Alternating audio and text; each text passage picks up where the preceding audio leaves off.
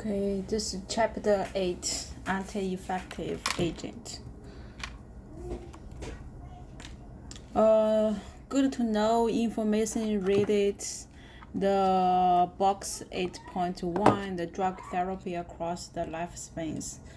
This box presents general principles of use anti-infective across the lifespan, specifics to each type of anti-infective agent are discussed in their respective chapter within this unit. Anti-infective agent children use anti-infectives with causing early exposure can lead to early sensitivities. Controversy is widespread regarding the using of antibiotics to treat ear infections, a common pediatric problem. So believe that the habitual using of the antibiotics of what might well be viral infections has contributed gradually to the development of resistant strains.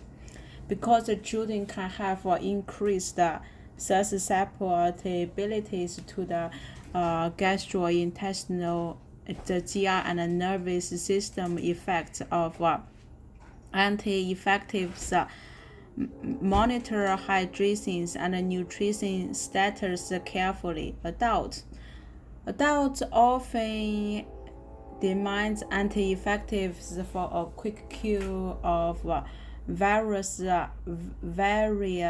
signs and symptoms. Drug allergy and the emergency of resistant strains can be a big problem with this group. Pregnant and nursing women must exercise extreme caution in the using of anti-infective. Many of them can affect the fetus and also cross into the breast milk, leading to toxic effects in the neonate.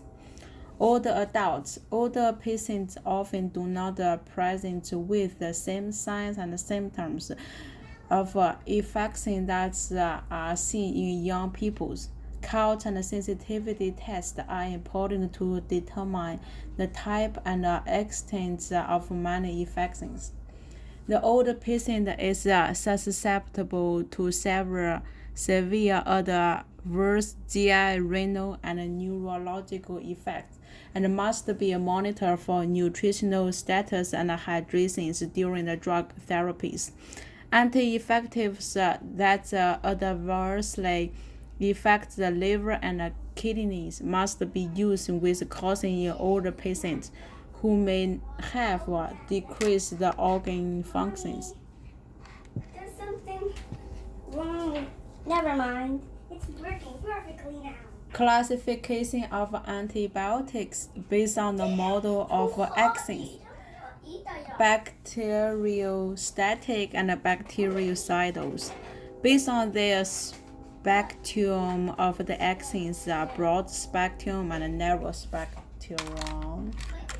The human immune response. A goal of anti-infective therapy is reduction of the population of the invading organisms. Drugs that would eliminate all traces of any invading pathogens might be toxic to the host also. The immune response is a complex process involving chemical mediators, leukocytes, lymphocytes, antibodies, and local release enzymes and chemicals. Resistant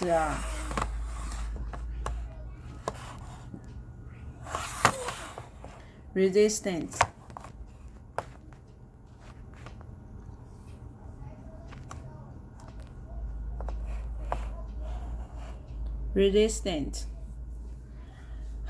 producing enzymes that can deactivate the antimicrobial drugs, changing the cellular permeable to prevent the drug from entering the cells. altering the transport system to exclude the drug from active transport into the cells, altering the binding sites on the membrane or the ribosomes which then no longer accept the drug, producing a chemical that's acting as an antagonist to the drug. Preventing the resistance limits the use of antimicrobial agents to the treatment of the specific pathogens' sensitivity to the drug being used, making sure doses are high enough and the duration of the drug therapy long enough, complete the full course of the therapy, be cautious about the indiscriminations using of anti-infectives. Do not treat viral infections with antibiotics. Do not save the leftovers. Speaking of resistance, vancomycins developed for folks intolerant of common antibiotics and those pesky resistant infections, for example, measles, uses serious gram-positive infections, adverse reactions, nephrotoxicity, ototoxicity, nausea, vomiting, fevers, urticarias, hypotension, serious side effects. Monitor the peak and trough levels. Unfortunately, due to the years of misuses and overuses, the drug, once known as the silver bullet, has many resistant microbes. Vancomycins IV pulse administered over 60 to 90 minutes. Monitor IV patient for red neck and Redman syndromes. Technically, it can be given orally to treat bacteria in gut. It is not absorbed through the GI tract. Red neck syndromes. Facts effect prescribing anti-infective agents. Identification of the correct pathogens, selection of the right drugs, one that's causing the least complication for that particular patient, one that is most effective against the pathogen involved. The antibiotics are meant for use, not abuse. Identification of the pathogens. Identification of the infection pathogens is done by culture. A culture of tissue samples from the affected area is done. A swab of affected tissue is allowed to grow on an agar plate. Staining the technique and microscopic examinations identifying the bacteriums. Stool can be examined for over and parasites. Sensitivity of pathogens, showing which drugs are capable of controlling the particular microorganisms, is important with microorganisms that have no resistant strains, along with a culture identifying the pathogens and appropriate drug for treatment. Combination therapies using of a smaller dose of each drug.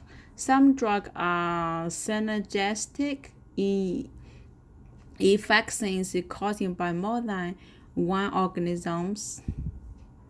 Each pathogen may react to a different anti-infective agent. Sometimes the combined effects of the different drugs delay the emergence of resistant strains. The prophylaxis of the anti-infective agent. People are traveling to the area where malaria is endemic. Patients who are undergoing GI and genital urinary surgeries, patients with known cardiac valve disease, valve replacement, and other conditions require invasive procedures. Common side effects: GI is nausea, vomiting, diarrhea. Mild nausea usually be treated by taking with food, even if recommended on empty stomach. May need change prescriptions. Diarrhea more serious may indicate pseudomonas membranous colitis and needs to be evaluated. Maybe super infections. The serious adverse reactions to anti-infective therapies, nephrotoxicities, kidney damage, and gastrointestinal tract toxicity, the GI toxicity, the neurotoxicities, the hypersensitivity reactions, and super infections. Signs of nephrotoxicities, proteinuria, hematuria, increase in the BUN and creatinine levels, decrease in the urinary output. GI toxicities, disruption of normal flora and overgrowth of the non-susceptible microorganisms. Toxicity, GI effects, pseudomembranous colitis, colitis. Signs of neurotoxicities, numbness, skin tinglings, circular moral parathesis, peripheral parathesis, tremors, muscle twitchings, convulsions, and weakness, and neuromuscular blockades. Ototoxicity is damage to its cranial nerves. Hypersensitivity or allergies. Hypersensitivity, urticarias, hives, the itches, the anaphylaxis, sudden onset, and dyspneas. Super infections caused by disruption of normal flora. Candida albicans invading tissues, overgrowth of non-susceptible organisms. The super infections caused by distractions of normal floras. The Stevens-Johnson syndromes, rare but does happen, and the genetic predispositions, causing skin to develop rash, blisters, and then peels. Mucous membrane, including the eyes, vaginal and mouth, are also affected. May begin with flu-like symptoms, fevers, body itchings, sore throat and cough. Blister and sore appear to the skin, mouth, throat, eyes, and genitals and anus. Okay, finish this chapter.